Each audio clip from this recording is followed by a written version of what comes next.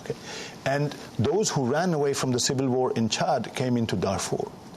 So the other wing of those who were armed, whether by the government or whether by this weaponry, which was awash, were the Chad refugees in Darfur. So what we call the Janjaweed are two groups. They are the Chad refugees in Darfur, and they are the poorest of the northern camel.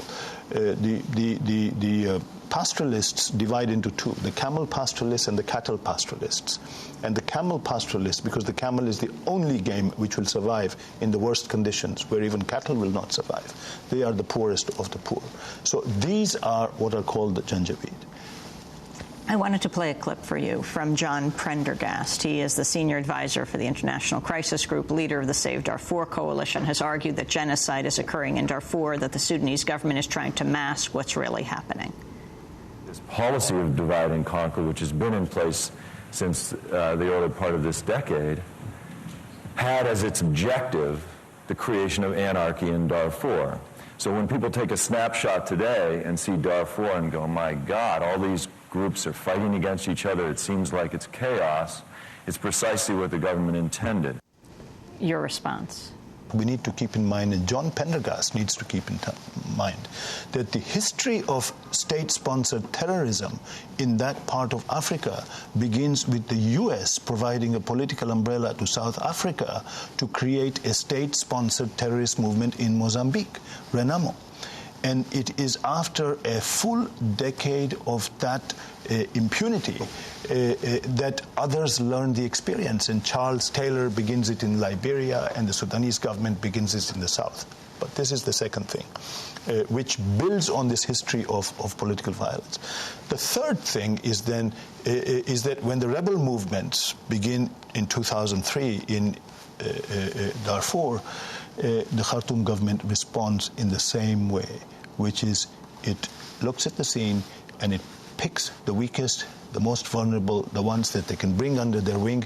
It arms them and says, go for it. And they go for the land. Professor Mamdani, you quote the saying, out of Iraq into Darfur. What about intervention? Well, look, the question in Darfur is really, how do we stop the fighting? Because if we want to stop the killing of civilians, we have to stop the fighting. And the only way to stop the fighting is a political resolution. In 2005, African Union troops came into Darfur.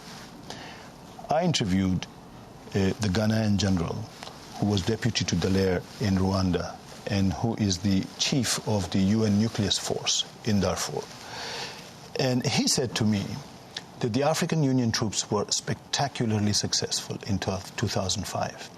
The killing came down dramatically. And then he said two things happened. One, both happened around the question of finances, because African countries can provide troops, but they don't have finances to provide salaries or logistics.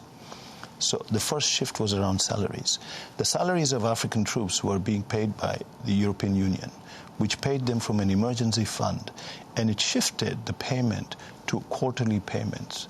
So they would make payment every 3 months, and they would only make the next 3-month payment if the paperwork was done properly, if there was accountability.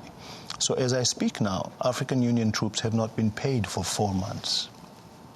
Because the EU says there hasn't been proper accountability. Second is about logistics. The troops have to work with planes, and the planes provided are not military planes. They are planes flown by civilian pilots, and civilian pilots have the right to refuse to fly in areas which they consider dangerous. Now, of course, all these areas are dangerous. So you're operating with logistics that you don't control. Civilian pilots will not. The Ghanaian general said to me, I asked him, I said, why do you think these changes happen? He said, I don't know. But the only thing I can think is that the reason would only be political.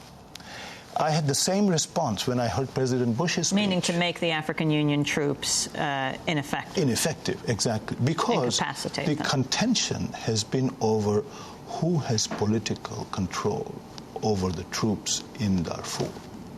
Okay, the African Union troops are under the political control of African Union. And there is a concerted attempt being made to shift the political control of any intervention force inside Darfur from inside Africa to outside Africa. The second thing is that the African Union is convinced that they cannot go in and fight. They can only go in with the agreement of both sides. So they can only intervene consensually. And that is crucial and important, because if they go in with the two sides not agreeing, the fighting will simply increase and the slaughter of civilians will increase. President Bush's speech yesterday, the response of the UN Secretary General was, look, we're just arriving at an agreement. We've been working for the last 4 or 5 months, and the Sudan government is agreeing. The South African response was the same. Why sanctions now when we are about to arrive at an agreement?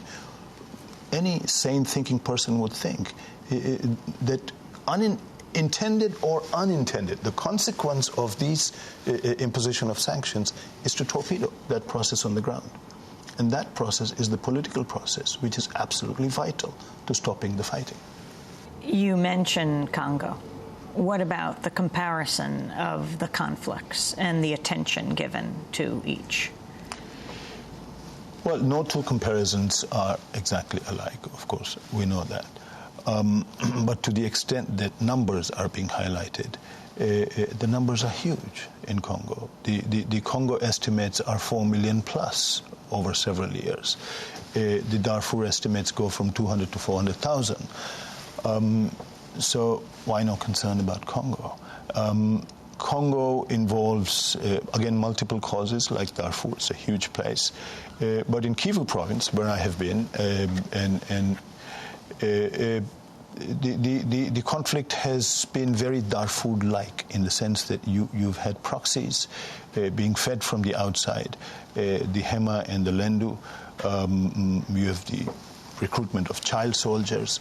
You have two states in the region arming these proxies, Uganda and Rwanda, but both states are allies of the U.S. in the region. So there's nothing said about it. The most recent example is Somalia.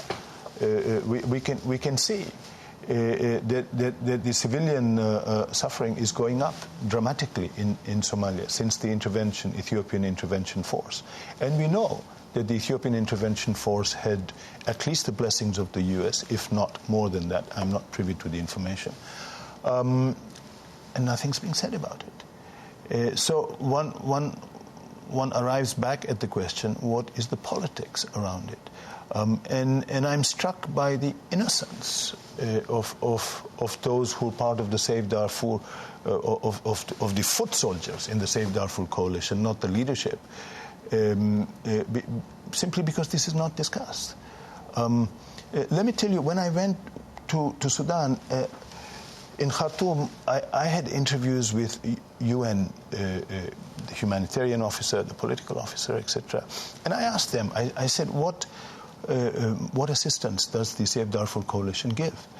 He said, nothing. I said, nothing? He said, no. And I would like to know, the Save Darfur coalition raises an enormous amount of money in this country. Where does that money go? Does it go to other organizations which are operative in Sudan? Or does it go simply to fund the advertising campaign? To make people aware of what's going on in Darfur. To make people aware of what is going on, but people who then, out of awareness, give money not to fuel a commercial campaign, but expecting that this money will go to do something about the pain and suffering of those who are the victims in Darfur. So how much of that money is going to actually, how much of it translates into food or medicine or shelter, and how much of it is being recycled? Do you think the UN process, if allowed to carry forward, would be the answer right now? Well, the answer has to be a political process. The African Union, if its hands are not tied, if this money was translated into salaries and logistics for the African Union force, it would untie those hands. If the governments who claim to be speaking and acting for the people of Darfur, if they actually directed the money they intend to spend on intervention to paying salaries for the African Union forces, to providing the logistics without these constraints, the problem would be much closer to solving.